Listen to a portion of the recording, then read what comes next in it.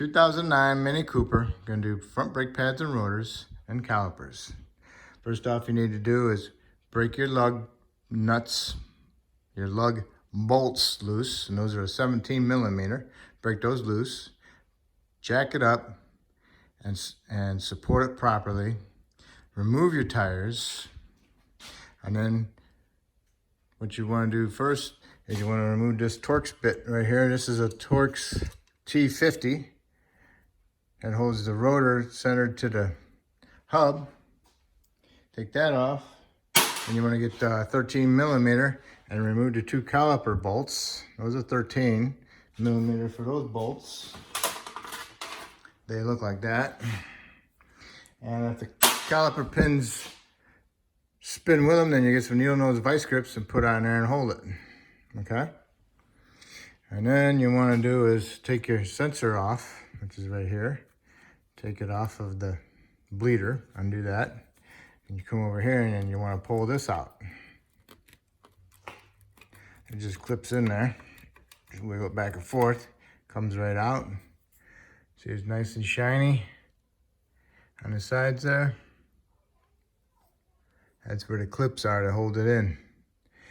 And right here, it's actually where it, see the, right there? See the copper wire in there? That's where the pad got worn down, and this touched the rotor, and the rotor ground it down and turned the light on. So we'll have to replace that also. And that goes all the way up through here. I'll show you that in a minute. But first off, let's do the brakes. So you got the caliper bolts off. Get yourself a little screwdriver. And you want to pry it off. Okay.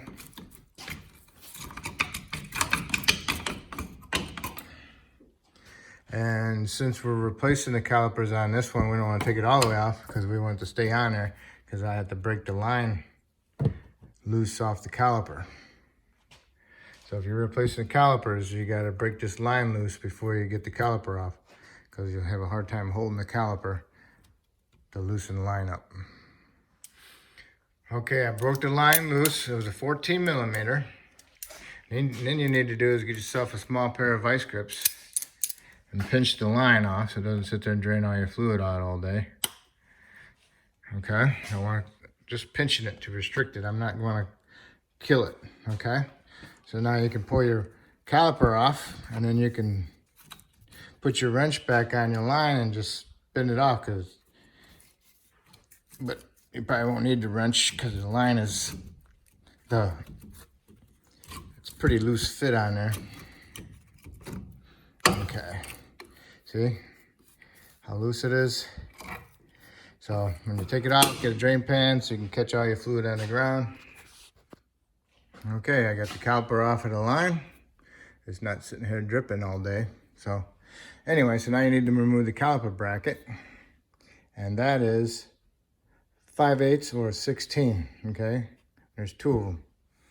This is the caliper bracket. If you're not replacing the calipers with the brackets, then you need to take the pads out of here, remove those abundant clips, the hardware, and clean out from underneath them. Get all the rust out of there, underneath that surface where the pad sits. Make them nice and shiny, and then paint them. And then when it dries, you can put your new abundant clips hardware in there. Also, make sure your slide pins aren't frozen in there. If they're frozen, then you need to replace them. Otherwise, you can pull them out, clean them off, and put some new Seal Glide on them. But do not pack it with Seal Glide because you'll never push the pins in. Okay? So now we're done with that. So now your rotor, if your rotor doesn't come loose, you have to smack it with a hammer, put some penetrant on it, smack it with a hammer. The vibration loosens it up.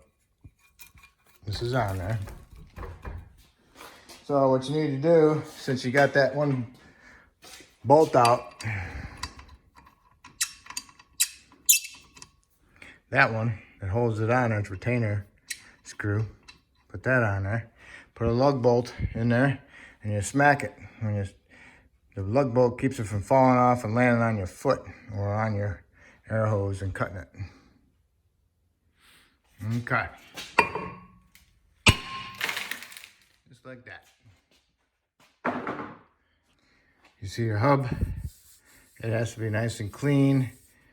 No high spots of rust on it. So you want to clean this up, get it nice and a little shiny. Do not remove any metal, just clean it up. And then put some anti-seize on, and then put your new rotors on there. All right. Because if you have a chunk in there causing a high spot, it's going to cause the rotor to go like that and pulsate and give you a vibration. Okay, I got my hubs cleaned. So now I'm going to put some anti-seize on them. Okay. I got my anti-seize on there, now I'm ready for my rotors. Now when you get your rotors, you want to clean them with some soap and water or some glass cleaner or some degreaser. Try not to use brake clean because brake clean will eat into the new pads. All right, get your rotors on, got your retainer bolt on, snug it up.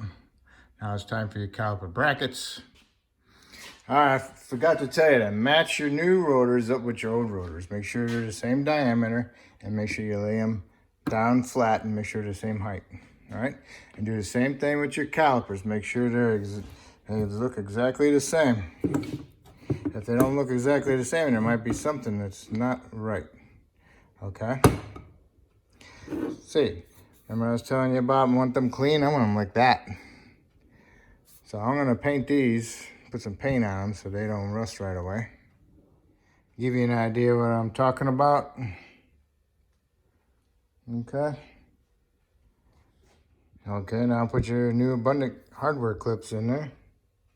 And make sure you lubed your slide pins. Okay. Now we're gonna bolt that up. All right, the caliper brackets are on. You might want to put a little anti-seize on your caliper bracket bolts, just a little bit. Because sometimes they freeze in there and you might have taken yours off and they might have been stuck in there. But if they broke in there, then just you get new bolts and get new calipers. But anyway, you want to torque these to 70 foot-pounds. And then now we're ready for our pads and then our calipers. All right, question is, like on your pads, one's an inner, one's an outer. Okay, this one's the outer because these little nubs sticking out and fits in between here. Okay, if you use this one, those little nubs are going to hit the bracket. Plus, that's sticking up. That sticks up, that will go through here. And plus, those little nubs are missing the piston. So this is the inner, and that's the outer. Okay. Place it in there, kind of at an angle. The other one in there, and just kind of twist it in there like that. Okay? And do the same thing to the inner one. Put the bottom in, guide the top in, and twist it like that. And now you put your caliper on there like that, and then you put your bolts in. Okay, make sure you grab the caliper that has the hole on the top so you can thread the line on it. And now you'll see how good you are with your hands and your eyeballs. So make sure when you start it that it threads properly and doesn't bind right away. So when you got it started, thread it all the way down and then get your wrench and snug it up best you can. And then what you want to do is you want to feel where it's the best at. Because resting like that means you can twist it this way a little bit.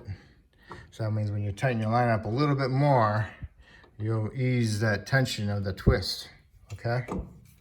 So if it was resting in there like that, then I would put it in there like that. But it's resting in there like that, so I'm just gonna twist it a half a turn to do that, okay? Okay, calipers on, caliper bolts are in, snugged up, and then you want to torque them to 25 foot-pounds. Okay, and then when you're done with that, then you come over here to your line. See how the line looks? Now I just need to tighten it up just a little bit. Put my wrench on it, and I want to tighten it up. I gotta hold the steering because the whole thing turns. Hold on. Okay, I stuck a screwdriver into my rotor. I held on to my screwdriver and I used my wrench, my left hand, and tightened the line up and held the screwdriver with my right. And I tightened it up and it straightened this line out a little bit more, okay? Now, what you wanna do is you wanna replace your sensor. Okay, you wanna undo your line from your ABS wire in here, stick your right arm back in here, and you already took this off, just twists and turns, pull that off, stick your right hand back in here, feel around back there for this piece, push it up towards this part, and then now you can grab hold of the connector and you can unplug it and go get your new one and plug your new one in. It's got a little pushy thing right here. You push it in and then you pull it apart. Match the old one up with the new one. It looks pretty much the same. So then now you want to stick this end up through here and get it over there so you can plug it in. Line the grooves up inside it and make sure you see the diagram of it. It's like a little T inside there, and put the T with the other T. Okay? And then make sure it clips in. And now you can push this back there, and then you can go and put your harness back to where it came from. All right, before I hooked up my line to the little bracket, little rubber thing retainer that was on the bleeder, it came off the old caliper. I took the bleeder out, put some anti-seize on it, and I'm gonna thread it in there. Okay, and then I'm gonna get my little piece. I don't know what I did with it. Where did I put it? All right, this piece goes underneath my bleeder, like so. And my line will go over here like that, and that goes under like that. Okay, and then my first step was I got it on this one first, right here. And then I worked it on this one, and I got it on that one. And there's one more inside here, I got it on there. And then now here's your sensor. Has to go into that little brake pad. See the C inside there, looking right at you? Let's see. Gonna take you like that. I'm gonna push it in there. You ready? You should feel it clip right in. All right, and that's it. Okay, got the brake sensor in there. It pushed in, was tight, but it clipped in, I felt it. And it's below the surface of the caliper. And then I took off my vice grips to allow my system to help bleed. Allows the fluid and gravity bleed into the caliper. Opened up my bleeder, and it's dripping pretty good. And after you don't see no more air bubbles coming out of it, go ahead and snug it up. And then tighten it up with your socket.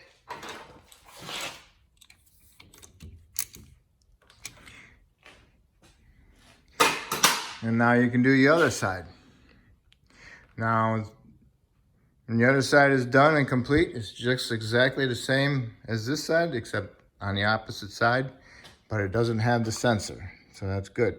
So now when you got both sides done, you got them both gravity bled like that. Lower the vehicle down, push your brake pedal to the floor. Do that a couple times to make sure you got a good brake pedal. And then you raise it back up. Now you don't want to raise it back up, but you want to go and double check your fluid level. Top it off, raise it back up, open your bleeder up. If you don't see no more air bubbles, that's good. And what you also can do is tap on the caliper, it vibrates it. Gets all the little small air bubbles that are stuck around the piston and on the seal. and then you'll see them come out. And then when that's done, tighten up your bleeder.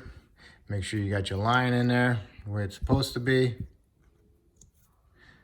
because this came off the old caliper. Didn't come on a new one. So you got both sides done and you're satisfied with it. Put your tires on. Torque your lug studs up to 90 foot-pounds. Lower the vehicle down. Start it back up. Push your pedal to the floor a couple times. Make sure you got a good firm hard brake pedal, because you want to make sure you got a good brake pedal before you go put it in drive or reverse. And you don't want to be driving through your garage door or wherever. So then now you go underneath the hood, top off your fluid, and put your reservoir cap back on, and you are done.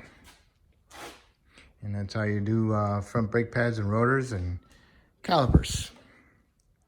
And if I helped you do this job, that's great. If you could help me out by subscribing, I'd appreciate it. All right, thank you. In case you don't know where the master cylinder is at, it's right here, okay?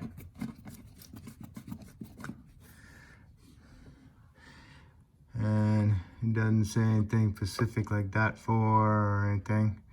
Well, yes, it does. It says .4, okay? So make sure you use .4. And there you have it.